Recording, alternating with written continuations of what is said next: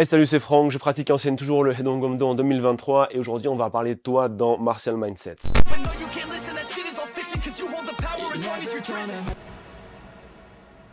Déjà, je vais commencer par vous remercier parce qu'on est plus de 1000 sur la chaîne. Ça fait extrêmement plaisir parce que du coup, ça me motive pour pouvoir faire encore plus de contenu pour cette année 2023, de meilleure qualité encore, j'espère. Et plus régulier peut-être, mais bon, pour l'instant, ma priorité va à mes élèves et à mon groupe simplement. Aujourd'hui, on est plus de 150 à pratiquer le Hedon Gomdo à Lyon avec Lille et Azergue. Ça fait à peu près 200 personnes. Donc ça fait vraiment super plaisir et c'est très motivant pour continuer sur cette voie-là. Moi, ce que j'ai envie de partager dans les arts martiaux, c'est un état d'esprit, un endroit sécurisé où les gens se sentent accueillis et écoutés. Et donc aujourd'hui, on fait une vidéo sur les 5 raisons pour lesquelles tu vas arrêter les arts martiaux en 2023. Donc le but, c'est pas que tu arrêtes les arts martiaux, bien sûr, mais c'est que tu continues. Donc j'espère qu'à travers ces 5 thématiques, tu vas te dire que finalement, c'est pas si grave et que tu peux continuer et tu peux y arriver. Donc la première raison pour laquelle tu vas abandonner les arts martiaux, c'est que tu te mets beaucoup trop la pression. Et cette pression, elle vient pas forcément de toi. Dès qu'on ouvre un réseau social, que ce soit Instagram, YouTube, TikTok, TikTok.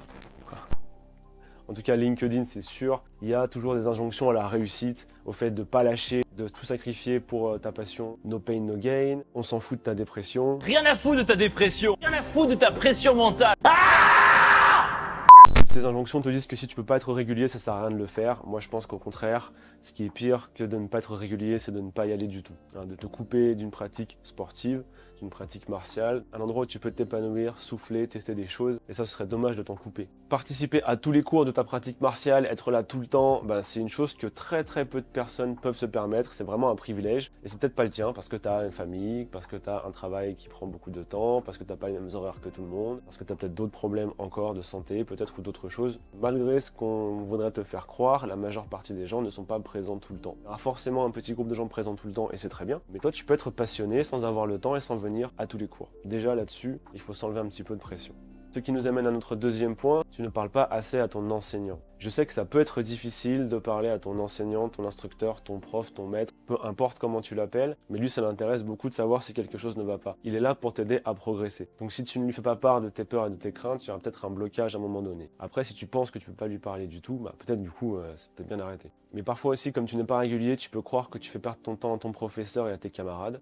C'est sûrement pas le cas. Mais ça, tu peux pas le savoir si tu discutes pas avec ton professeur. Donc n'hésite pas, encore une fois, à lui parler en tant qu'enseignant. Dès qu'on me fait part de ce genre de soucis, simplement je leur dis mais non, moi je préfère largement te voir peu que de ne pas te voir. Encore une fois, même pour votre santé, arrêtez de pratiquer complètement, c'est pas une chose à recommander. Peu importe votre activité, même si vous pouvez pas être régulier, continuez à y aller. Sinon vous allez vous enfermer dans une bulle travail, ou peut-être travail-famille, qui peut être très épanouissante en elle-même, mais peut-être qu'aussi des fois on a besoin d'autre chose. Ce qui nous amène à notre troisième point, vous vous comparez beaucoup trop aux autres. Parfois on arrive en même temps que d'autres personnes dans une pratique sportive, généralement c'est à la rentrée en septembre.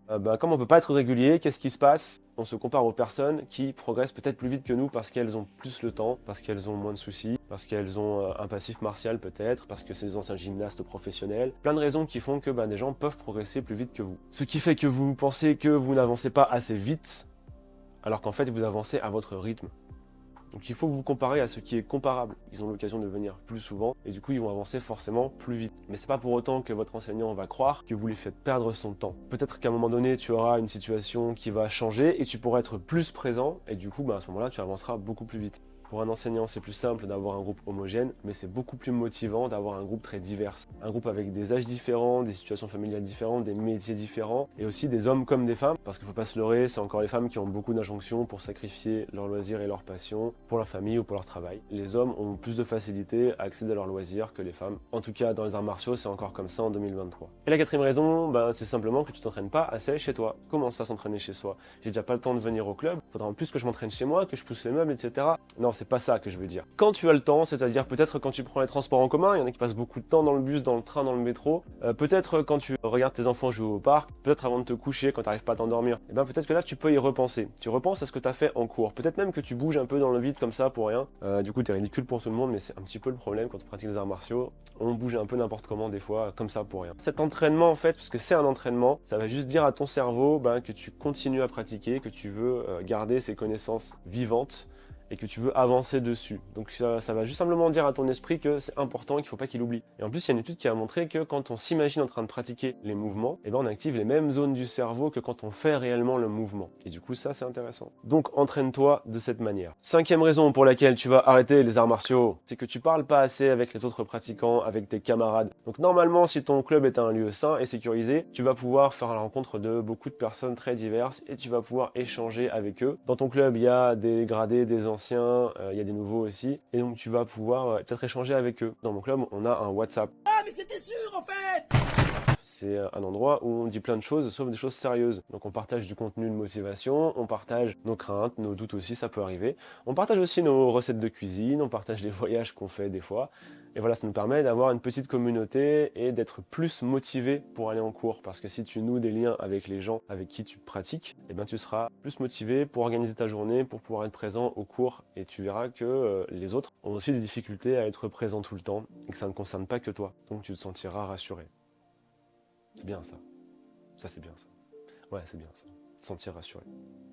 Et dernière chose, si je peux te donner un conseil pour résumer un petit peu tout ça, c'est ne te coupe pas des choses qui te font du bien pour te concentrer sur les choses qui te font du mal. On se dit, il y a trop de choses dans ma vie, il faut que je me reconcentre sur les choses obligatoires. Du genre, si le travail ça va pas, ben, je vais tout effacer et je vais aller faire que mon travail. Mais peut-être que les choses que tu vas enlever sont les choses qui te permettent de supporter mieux les conditions difficiles de ton travail ou tes problèmes familiaux, etc. Et ce serait dommage de te couper de ça. Il y a quelques années, un élève est venu me voir à la fin des cours pour me dire bah écoute, l'année prochaine je vais pas pouvoir me réinscrire parce que il faut que je déménage, je suis en train d'essayer de faire une famille, le travail ça va pas très bien, donc du coup c'est beaucoup trop de choses à penser et c'est compliqué. Et donc moi je lui ai juste dit pourquoi tu te coupes de ta pratique qui est une chose qui te fait du bien pour te concentrer sur des choses qui sont plutôt négatives pour le moment. Il a réfléchi et il s'est quand même inscrit l'année d'après. Après cette discussion là, il avait une vision encore plus sereine des arts martiaux, encore plus saine parce que il avait bien compris qu'il n'y avait pas de pression à mettre là. Toutes les raisons que je viens d'évoquer et les conseils que je t'ai donnés sont valables dans un club, bien sûr, dans une structure qui est ouverte et bienveillante. Si tu sens que ton club n'est pas un lieu sécurisé,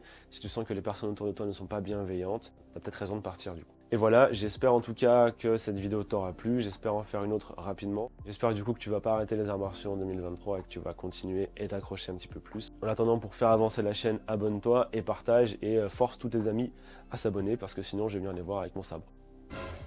Ah oui, du coup la menace, non c'est pas... Et je te dis à très bientôt, et comme on dit chez nous, hey, donc.